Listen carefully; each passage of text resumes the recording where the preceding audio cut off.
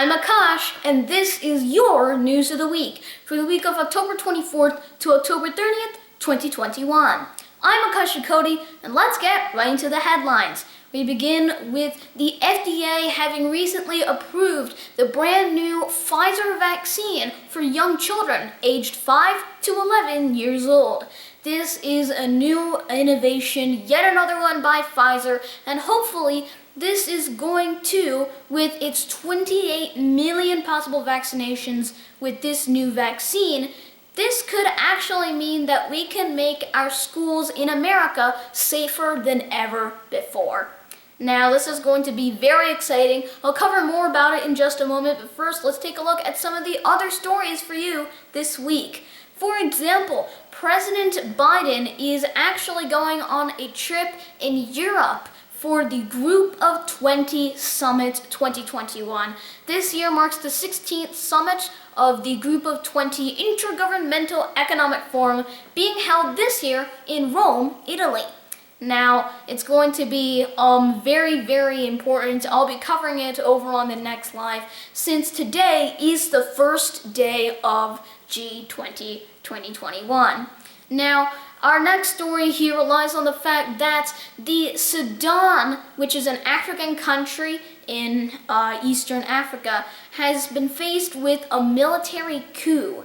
Now, this military coup replaced the democratic government of Abdullah Hamdok and replaced it with a military junta government. Now, the reasoning for this is a little complicated, and I'll be covering it in just a moment and simplifying everything for you.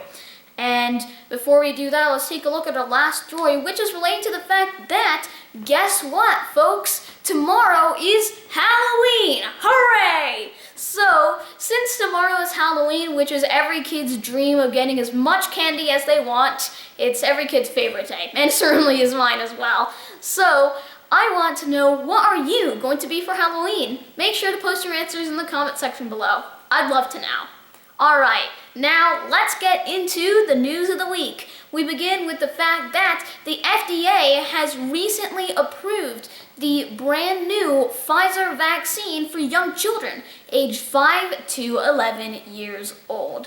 Now, there have been hundreds of thousands of cases every day and over tens of thousands here in America every single day, it makes sense that the FDA is going to be approving a new breakthrough in vaccines. So, this right here is going to be a Pfizer vaccine for young children aged 5 to 11. Now, you may know that before, back in the very beginning, the limit was around 16 to 18 years old. Then it became 12 years old, and now with this new approval, it's become just 5 and above. Now with this actually means that there will be over 28 million children eligible to get the vaccine now. And this means that hopefully with this new vaccine, we can make our schools here in America so much more safer just with this vaccine by protecting our children from COVID-19. Now, this is going to be very, very important, and as such, it's of course that Pfizer and BioNTech aren't the only companies who are making this. Of course, Moderna itself is also working on one, but that's still going under the very rigorous FDA requirements, although there's a good chance that it might as well also get included as well. Now, there's also another vaccine that both Pfizer and Moderna are working on. This is going to be the infants vaccine. Now, this infants vaccine, we don't know all too much about it, but it is also currently in preparation right now. It's probably going to be going through the FDA process very soon, and if it works, then we will probably see, for the first time, finally, COVID-19 vaccines will be available to everyone, no matter the age, which I think is going to be pretty interesting. Now, let's take a look at our next story of the week, which relates to President Biden, who's going on a trip to Europe to attend for G20, the 16th Group of 20 Intergovernmental Economic Forum Summit 2021. This year it's going to be taking place in Rome, Italy, and it is going to be very exciting and important. Now, G20, as you may know, it's the famed Intergovernmental Economic Forum consisting of 20 members, which, if I have it right, are Argentina, Australia, Brazil, Canada, China, France, Germany, India, Indonesia, Italy, Japan, South Korea, Mexico, Saudi Arabia, Russia, South Africa, Turkey, the United States, the United Kingdom, and the European Union. These are all the 20 members of the Group of 20 Forum.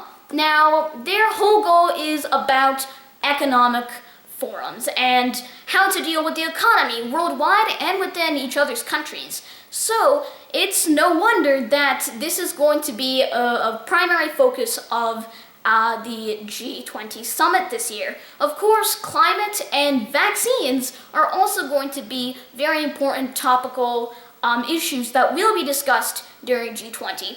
Now, President Biden began his trip to Europe by meeting with the Pope in Vatican City. Now, since President Biden is actually only the second Catholic in history after President John F. Kennedy to actually have served as President of the United States, it makes sense that, of course, the Pope said that President Biden was a very good Catholic who should keep receiving Holy Communion. Basically, the two are on very, very good terms. I mean, of course. So, after the meeting with the Pope, he went on to meet with the Italian leader, Mario Draghi, which makes sense as Italy's leader is going to be the leader of the host country for G20, so of course we've got to meet him. And then also President Biden met with the French President, Emmanuel Macron. Now, this one was particularly interesting as it helped to reconcile the differences between France and America. This came after the submarine deal controversy, which occurred when Australia left a potential submarine deal with France for a new deal with the UK and the US called AUKUS. Now, this came without warning and France was really, really upset. So after heated tensions between both Australia and America and France, finally, the relationship between France and America is somewhat repaired now as the two leaders show good camaraderie once again. And the good thing is, France and America have reconciled now and remain as the best friends that they always are, which is wonderful.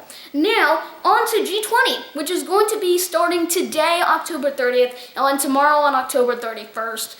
And this summit is going to have some key things on its agenda: climate and vaccines.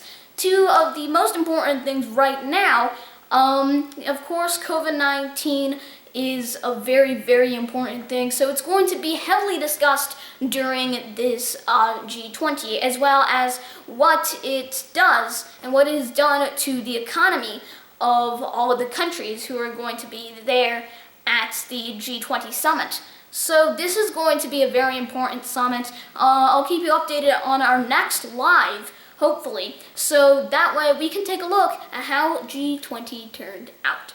So that's what's going on with G20. Let's take a look at our final story of the week, which relies on the fact that literally on October 25th, 2021, the African country of Sudan had a military coup d'etat.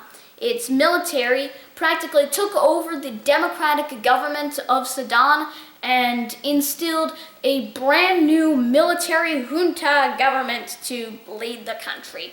This included arresting Abdullah Hamdok, who is the legitimate actual leader of Sudan.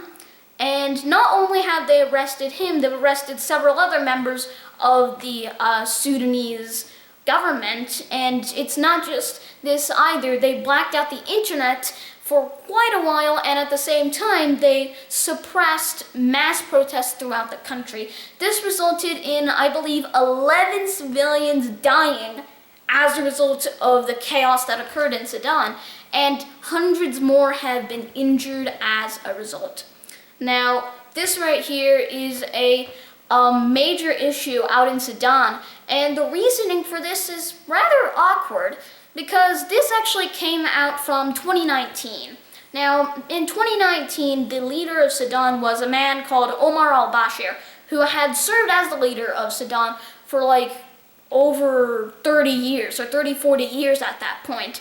Basically, the guy was autocratic and authoritarian. No one likes that. So apparently the Sudan military, after weeks and weeks of mass protests by the civilians of Sudan, the military took action and they went for a coup d'etat then, which would hopefully wreck the government of Omar al-Bashir and replace it with an actually democratic government. And somehow that happened and the military did the right thing then, but the problem is, although they went for this power-sharing government, where the military would serve for this long and the civilians would serve for this long, the civilian government came first and then with the military. Now, this happens now, all the way 2 years later. It's nearing the end of the civilian term and nearing the beginning of the military term. It's going to happen in November of this year, or rather it would have happened in November of this year, if it weren't for the fact that over in September, perhaps, I don't know, inspired of sorts by Omar al-Bashir or something like that, they went for another coup d'etat to restore government to themselves and overthrow the democratic government that they'd founded just 2 years prior. They did the wrong thing. Now, the good thing is, back then, it was thwarted. But this time, just over a month later, it seemed to have been a lot more planned, and apparently they managed to do it, and now the entirety of Sudan is now military. It's total military junta now in the country. Now, this is what's been going on. So perhaps they were incredibly impatient or just plain greedy, or maybe they go for some Omar al-Bashir thing. But this is what's been going on in Sudan. It's a very, very dangerous thing. And of course, as a result, the people of Sudan rose up once again after the Sudanese revolution of 2019 that installed an actually democratic government. The military wrecked the whole place again and ended up destroying the government and replacing it with their own sort of offbeat, not actually democratic, a more autocratic system was put in place. And the actual leader of Sudan, who has been recognized by the US, the UK, and many other countries worldwide, of course, the actual legitimate leader, Abdullah Hamdok, has been straight up imprisoned or kidnapped and taken to an undisclosed location that we don't even know about in the first place. So this whole issue has been widely condemned by international governments worldwide. It's a major catastrophe that's occurring in Sudan. So the people rose up and tried to do something about it, riled up over what was going on. And the problem is that the military very quickly ended up quashing it and straight up killing people in the process and injuring many, many, many more people. So basically, this is what has happened. This is a major breach of freedom of speech and democracy in Sudan. And I really hope that somehow the original democratic government of Sudan comes back to power one way or the other. It has to happen.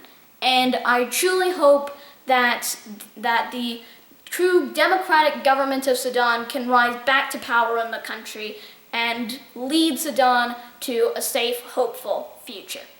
Now, that means that we have just one story left, and it's actually relating to everyone's favorite holiday, Halloween. Now, as you all know, Halloween is pretty much every kid's dream to, go around to all the houses getting candy for free because candy is the most awesomest thing ever. So, sure enough, a lot of kids, myself included, of course, really enjoy going trick-or-treating during Halloween. So, here's my question to you. What are you going to be for Halloween? Make sure to post your answers in the comment section below. I'd really like to know. Thank you so much, everyone. And that is all of your news of the week for the week of October 24th to October 30th, 2021. Thank you so much for watching, and I'll see you soon on another News of the Week. Goodbye.